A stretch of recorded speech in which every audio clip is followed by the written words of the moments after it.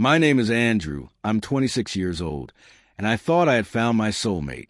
Elena and I have been dating for a year and a half, and our relationship seemed perfect. We met at university during our final year. She was studying psychology. I was in computer science. Elena was a special girl, raised in a strict religious family. She always stood out for her modesty and serious approach to relationships. Her parents were deeply religious people who had raised 3 children with traditional values. Her father worked as a pastor at the local church. Her mother was a Sunday school teacher. When Elena first brought me home to meet her parents for a family dinner, I felt the full importance of that moment. They questioned me extensively about my intentions, future plans, and attitude toward faith. Although I wasn't particularly religious, I sincerely respected their values and understood how important this was to Elena. Our relationship developed slowly and thoughtfully. Elena said she wanted to save intimacy for marriage, and I respected that. We spent a lot of time together, but always maintained the boundaries she had established.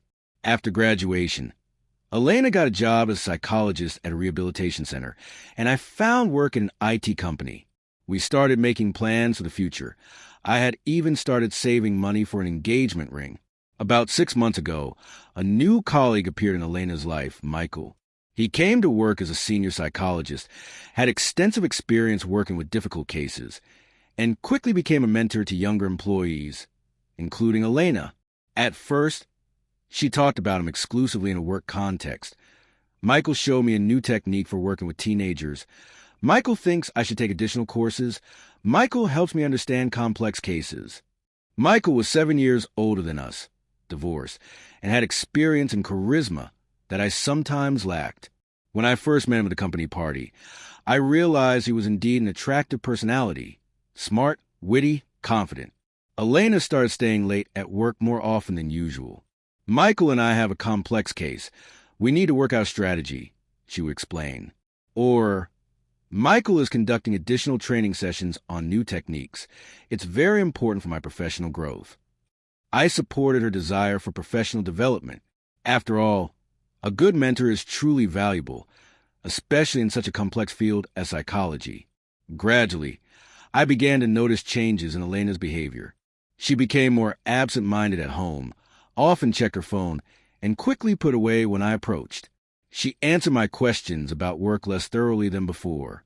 One evening, while we were watching a movie, she received a message.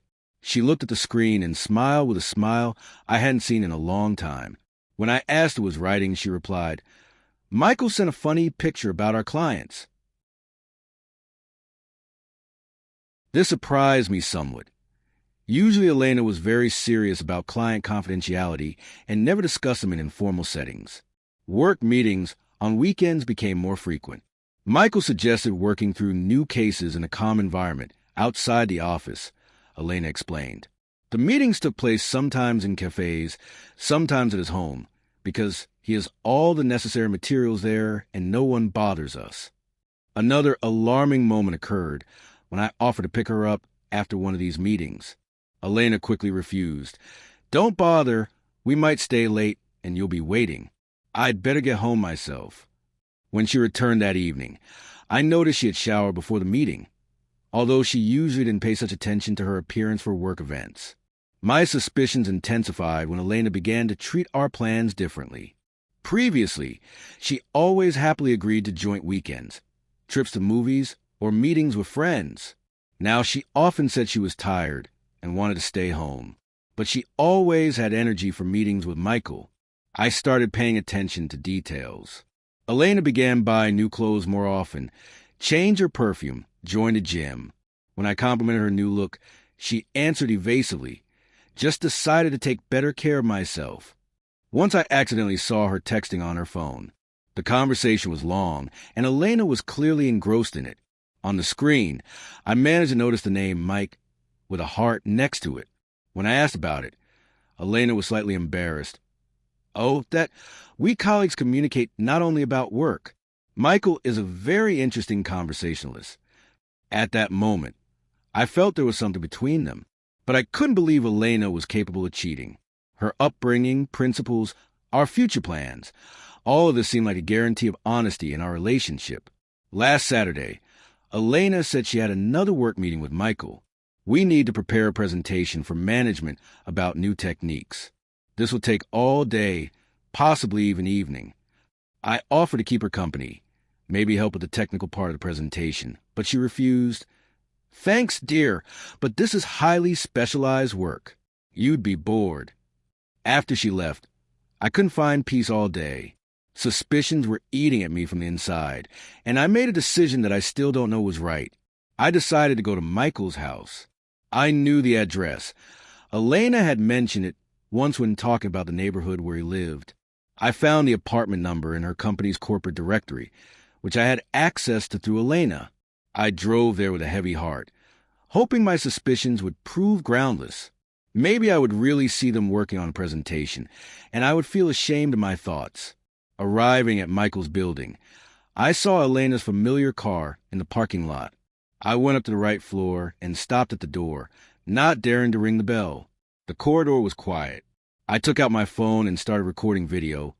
I don't know why, instinctively feeling that I would need evidence of what was happening. I pressed the doorbell. After a few minutes, Michael opened the door in casual clothes. Seeing me, he was clearly confused. Andrew, what are you doing here? I'm here for Elena. She said you were working on a presentation. At that moment, footsteps were heard from deep in the apartment, and Elena appeared. She was wearing only a men's shirt, clearly Michael's, which barely covered her thighs. Her hair was disheveled, her face flushed. Seeing me, she froze like she was rooted to the spot. Her face reflected the entire spectrum of emotions, from shock to horror. Andrew, I can explain everything. But there was nothing to explain. The picture of what was happening was crystal clear. No presentation, no work. Just betrayal by the girl I trusted more than anyone in the world. No need to explain anything, Elena. Everything is clear. I turned and walked to the elevator, continuing to film. Elena ran after me into the corridor, wearing only the shirt, begging me to stop and listen to her. Going downstairs, I got in the car and watched the recorded video. The quality was good. Everything was crystal clear. Elena in Michael's shirt, her confused face, attempts to justify herself. A whirlwind of thoughts and emotions swirled in my head. Pain, rage, the sense of betrayal. Everything mixed into one lump. The girl I loved, whom I planned to propose to, who talked about the importance of fidelity and family values, had been deceiving me for months. And then I remembered her family. Strict, religious parents for whom such behavior would be catastrophic. Brothers and sister who always held Elena up as an example of modesty and decency. In a state of shock, I opened a family chat that included all of Elena's relatives and sent a video there with a caption. This is what your daughter does instead of work. Immediately after sending, I realized I had done something irreparable, but it was too late. Within half an hour, Elena's parents started calling me. First her mother, sobbing into the phone, then her father with a voice trembling with anger. Andrew, how could you do this? If you have problems in your relationship, that's no reason to air them publicly. I tried to explain my position, but realized they were right. No matter how painful Elena's betrayal was, public humiliation was not the right response. Elena sent dozens of messages, begging to meet and talk. She told me her family was in shock, that her father had forbidden her to come home until she came to her senses. Her younger sister had stopped talking to her, considering her a fallen woman. Andrew, I know I acted terribly. I betrayed your trust and our relationship. But what you did destroyed my entire family. My parents won't talk to me. Friends are turning away. You wanted to punish me for cheating, and you succeeded. Reading her messages, I felt a strange mixture of satisfaction and remorse. On one hand, it seemed fair that she should bear responsibility for her actions. On the other, I understood I had gone too far in my desire for revenge. In the following days, I thought a lot about what had happened. Friends were divided in their opinions. Some thought Elena got what she deserved. Others reproached me for cruelty. My best friend Sergei said, I understand you're hurt, but what you did wasn't seeking justice. It was revenge. You destroyed not only your relationship, but her relationship with her family. I began to understand the scale of consequences of my action. Elena had indeed acted despicably, cheating on me and deceiving me for months. But public humiliation through her religious family was a blow below the belt. I learned that Elena had taken time off work and barely left her house. Michael, apparently frightened by the scandal, stopped communicating with her. She was left alone without a boyfriend, without family, with a damaged reputation. Elena's parents contacted me a week later. Her father said they were ready to forgive their daughter if she repented and stopped her sinful behavior. But the video I had distributed made the situation public, and now their entire community knew what happened. Andrew, we understand your pain. Elena acted wrongly, but you had no right to humiliate our family like this in front of everyone. 2 weeks later, Elena asked for a meeting. We met at the cafe where we once had our first dates. She looked haggard, thinner, with pain and fatigue in her eyes. Andrew, I want you to know the truth. Yes, I had an affair with Michael. It lasted 3 months. I didn't plan it, but he was so understanding, experienced. With him, I felt like an adult woman, not a girl from a strict family. She told me the relationship with Michael had developed gradually. First, just work communication, then friendly conversations. Then he started complimenting her, saying she was special. He was the first man who saw me not just as a modest girl from a religious family. With him, I could be myself, without fear of judgment, without the need to meet someone's expectations. Elena admitted she wanted to tell me the truth, but didn't know how. She was afraid of destroying our relationship, losing me, upsetting her parents. I understand I acted disgustingly. I deceived you for months, lived a double life. But what you did, Andrew, you knew it would destroy my family. You knew how my parents feel about such things. Listening to Elena, I realized my action was dictated not by a desire for justice, but by a desire to cause her pain. I wanted her to suffer as much as I was suffering. Elena, your cheating on me is your choice and your responsibility. But sending the video to your family, that was cruel and wrong. She nodded, wiping away tears. You know what's the worst part? Not that we broke up. Not that I lost you, but that I lost my family's respect. My father was always proud of me, held me up as an example to other children in the community. And now he can't look me in the eyes. Elena told me her mother had cried for several days, considering herself a bad educator. Her younger sister, who had always looked up to her, now says she doesn't want to be like promiscuous Elena. Andrew, I deserve to lose you. I deserve for you to hate me. But my family didn't deserve such humiliation. At that moment, I realized I had made a huge mistake. Yes, Elena had betrayed me, but I had betrayed not only her.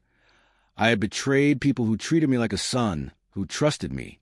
After talking with Elena, I decided to try to fix the situation as much as possible. I wrote a letter to her parents apologizing for my action and asking for forgiveness. Dear Vladimir Petrovich and Elena Mikhailovna, I understand that my action caused you enormous pain. I was angry and wanted to punish Elena for betrayal, but in doing so, I hurt you too. That was wrong. In the letter, I explained that my actions were dictated by pain and desire for revenge, not a desire to protect family values. I asked them not to judge Elena too harshly. She had made a mistake, but that didn't make her a bad person. I also contacted several mutual acquaintances and asked them not to spread the video further. I explained the situation and asked them to treat Elena with understanding. Elena's father replied in my letter a week later. Andrew, we appreciate your attempt to fix the situation, but words cannot restore our reputation in the community. Nevertheless, we are ready to forgive both you and Elena. Family is more important than pride. It's been 4 months since that day. Elena and I no longer communicate. There's too much pain between us. I heard she moved to another city, found a new job, and is trying to start life with a clean slate. Michael, by the way, quit the company shortly after the scandal. Apparently, management didn't approve of his affair with a subordinate, especially given such publicity. Elena's family is gradually recovering. Her parents forgave their daughter, although relations remain tense. Her younger sister talks to her again, but trust is restored slowly. As for me, this experience taught me a lot. I realized that revenge never brings the satisfaction you expect from it. It only aggravates pain and destroys more lives. Yes, Elena acted wrongly. Cheating is a serious betrayal that destroys trust and relationships. But my response was disproportionately cruel. Now I'm working on myself, seeing a psychologist, try to understand why I chose the path of revenge instead of dignified closure of the relationship. I'm learning to deal with pain and anger in more constructive ways. Sometimes I think about what could have been if I had acted differently.